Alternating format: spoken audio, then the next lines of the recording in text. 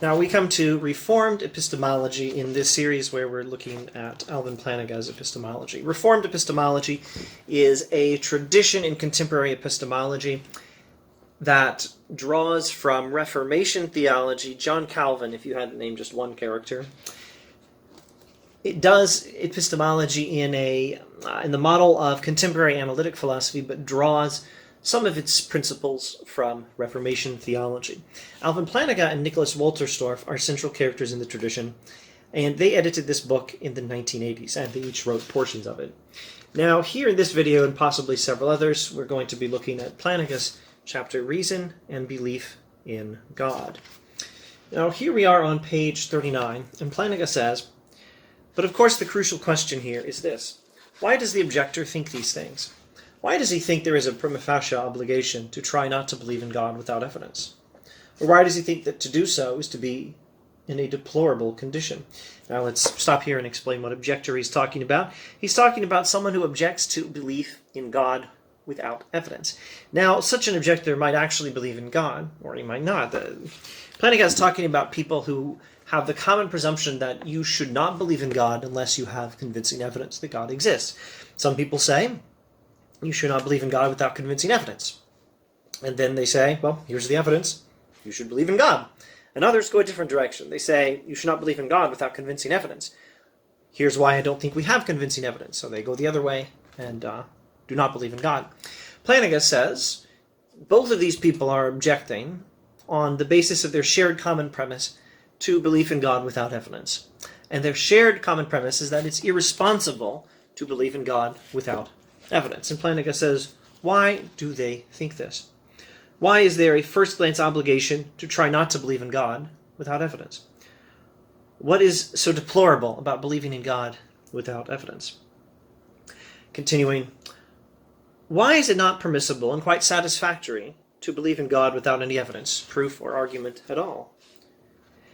Why is it not permissible to believe in God without evidence at all? Now, you might think it's not permissible. Plantinga is doing a philosopher thing, saying, this thing you think, why do you think it? Maybe you think it's perfectly obvious, but are you quite sure? The philosopher is the person who challenges our assumptions. Plantinga is being a good philosopher here. If you have the assumption that you ought to have evidence for belief in God if you're going to believe in God, you ought not to believe in God otherwise, Plantinga is saying, well, that's an interesting assumption. Why? You might have thought it was perfectly obvious, but the philosopher will challenge what people think is perfectly obvious. So, Plantinga continues, presumably the objector does not mean to suggest that no propositions can be believed or accepted without evidence. For if you have evidence for every proposition you believe, then, granted certain plausible assumptions about the formal properties of the evidence relation, you will believe infinitely many propositions, and no one has time these busy days for that. That's Plantinga's way of pointing out that the person who says you must not believe in God without evidence surely isn't assuming that every proposition you believe must be believed based on evidence. For that to be the case, unless, of course, your beliefs circle back on each other with respect to evidence. You believe this belief because you believe that, which you believe because you believe that, which you believe because you believe that, which you believe on the basis of this, which you believe on the basis of that, which you believe on the basis of this, and ultimately looping back in on itself so that every belief is supported by other beliefs, but ultimately by itself. Circular reasoning. Presumably it's not that. That would be perhaps a lousy form of what they call coherentism in epistemology. Not the best form of coherentism. Plantinga is suggesting, well, there's that option, but then there's the option of saying that you believe one belief because you believe another, which you believe because you believe another, which you believe because you believe another, because of another, because of another, because of another, and every belief has another belief in its favor without looping back in on itself. In other words, that you have an infinite number of beliefs. Plantinga is saying, well, is that the alternative? Surely not. Surely you don't think, you, the objector, surely the person objecting to belief in God without evidence does not think that we can have an infinite number of beliefs and should. That doesn't seem right. Who has time to have an infinite number of beliefs? Who's even capable of having an infinite number of beliefs? I'm not. So presumably, Plantinga continues, some propositions can properly be believed and accepted without evidence. Well, why not belief in God? Why is it not entirely acceptable, desirable, right, proper, and rational to accept belief in God without any argument or evidence whatever? Now, Here, he's just asking the question. He'll get to more later. We'll get to more in other videos, I dare say. And you can find some on pre-existing videos on this channel. But let's make sure we understand the question. Plantinga is not challenging the idea that beliefs do very often need to be based on evidence. What he's doing is challenging the idea that belief in God must be based on evidence, because the way belief works is this, rational belief. The way proper belief works is this. Some beliefs must be based on evidence. But that has to start somewhere. Beliefs can't just be based on each other. I believe this because I believe that, because I believe this other thing, because I believe this other thing, and this other thing, and this other thing, looping back in on itself. Then all our beliefs are just circular reasoning. That can't be right. And beliefs can't be based on one on another, and on another, and on another, and on another. And I believe one belief because I believe another belief, and it because I believe another belief, and so on into infinity, because who has time these days to believe an infinite number of beliefs? I personally don't. So belief must be based on beliefs that are based on evidence, must be based on evidence that starts somewhere. There must be beliefs we call basic beliefs, or more properly basic beliefs.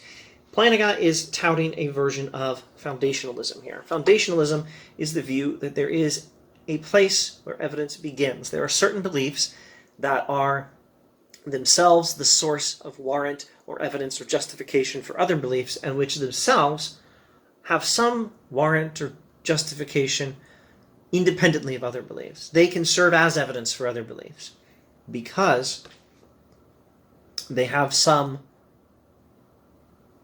warrant independently of other beliefs. And if you don't have some beliefs that are warranted independently of other beliefs, then where does evidence come from anyway?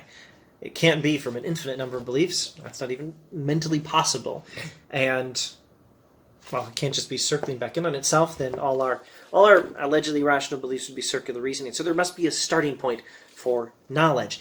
And so the starting point for knowledge, a properly basic belief, would be one which is warranted, or perhaps we should say justified, independently of other beliefs.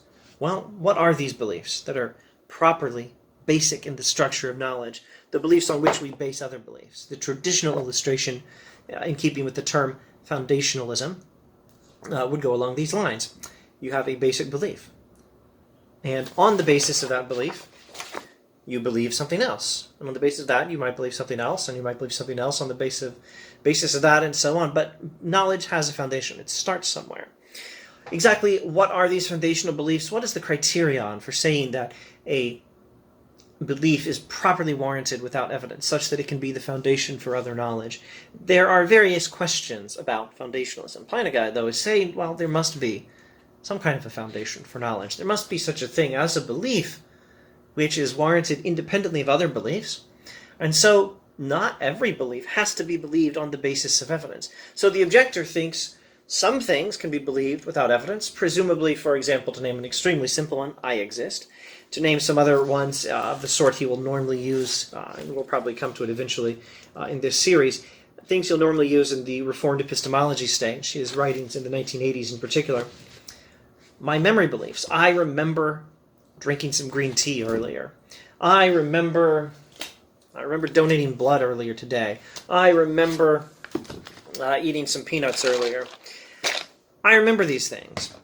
Oh, I believe that 2 + 2 = 4. Do I need evidence for that, or am I not permitted to just know it by looking at the proposition and understanding that it is true?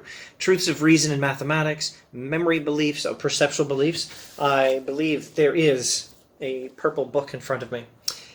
These are what Plantinga thinks are very properly basic beliefs. They are beliefs that can be believed without any convincing evidence from other beliefs. They have their own warrant independently of other beliefs. These are the basic beliefs. These are the sorts of beliefs that can stand at the foundation of knowledge. You can build other beliefs on top of them. Memory beliefs, perceptual beliefs, truths of reason, truths of mathematics, and, why not, belief in the existence of God. We've established some beliefs need evidence, some beliefs don't. So why is there this assumption? Again, Plantinga, at this point, is mainly just asking the question. Later he'll get on to his own answers. Although it's very important to understand the method by which he gets to his answers. More on that elsewhere in this channel, more on that in future videos, I believe. But the question is, if some beliefs need evidence, and by the very nature of rational belief, some beliefs do not need evidence, why is there this assumption that belief in the existence of God is of one sort rather than another? Why is there this assumption that belief in the existence of God must have evidence? Why is it not entirely acceptable, desirable, right, proper, and rational to accept belief in God without any argument or evidence whatever? Maybe there's an answer, but Plantinga hasn't come across it, and he's going to present his alternative theory in due time, and we'll get to it in due time in later videos.